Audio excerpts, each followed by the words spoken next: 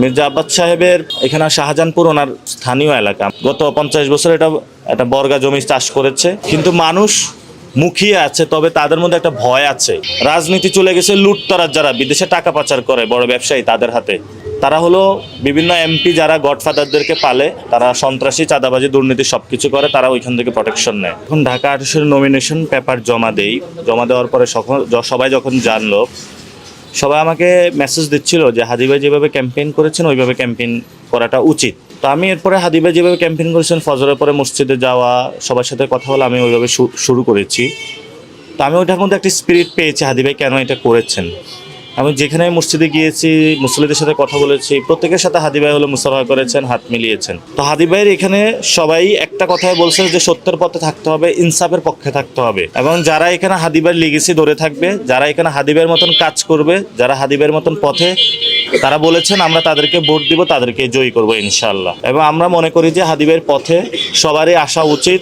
আমাদের মধ্যে ভালো কাজে প্রতিযোগিতা হবে, খারাপ কাজে আমরা বাদ দিব। আমরা আশা করি যে ঢাকা 8-এ ইনসাফের একটা ঢাকা 8 এবং হাদি ভাইয়ের এই আসনটা আমরা রাখতে পারবো, এবং সংসদে হাদি ভাইয়ের মান মর্যাদাটা রাখতে পারবো ইনশাআল্লাহ।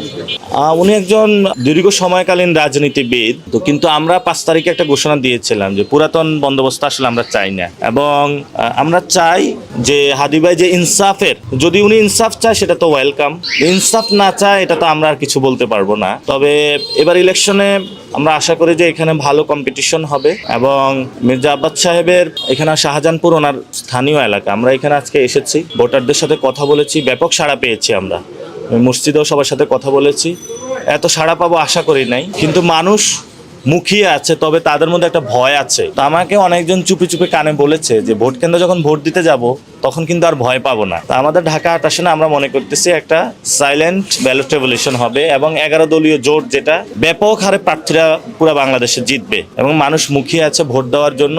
ভোটার এবং দেশবাসীর উদ্দেশ্যে বলতে চাই, 1 নম্বর হলো রাজনীতি চলে গেছে লুটতরাজ, যারা বিদেশে টাকা পাচার করে বড় ব্যবসায়ী তাদের হাতে। তারা হলো বিভিন্ন এমপি যারা গডফাদারদেরকে পালে, তারা সন্ত্রাসী, চাঁদাবাজি, দুর্নীতি সবকিছু করে, তারা ওইখান থেকে প্রোটেকশন নেয়। ফলে যে যারা আমাদের মতন যুব সমাজ রয়েছে, তাদের চাকরি নাই, বাকরি নাই, তাদের কোনো পরিবর্তনের চিন্তা করে না। যারা এমপি হয় তারা ওই লুটতরা, যারা ব্যবসা আছে, লুটেরা ব্যবসায়ী, তাদের চিন্তা করে। 2 নম্বর হলো ভারত গত 50 বছর এটা একটা বর্গা জমি চাষ করেছে। আমাদের ভারতকে আমরা বিদায় করেছি এই 5 তারিখে, এবং হলো ভারতে আবার আমাদের যাদেরকে বিদায় করেছিলাম বাংলাদেশেরই খুনি শেখ হাসিনা, তারা আশ্রয় নিচ্ছে। এটা আমাদের একটা চ্যালেঞ্জ, শেখ হাসিনাকে ফিরিয়ে এনে বিচার করতে হবে। গণভোট যদি আমরা জিতাইতে পারি তাহলে সংস্কার হবে, বাংলাদেশে আমূল পরিবর্তন হবে।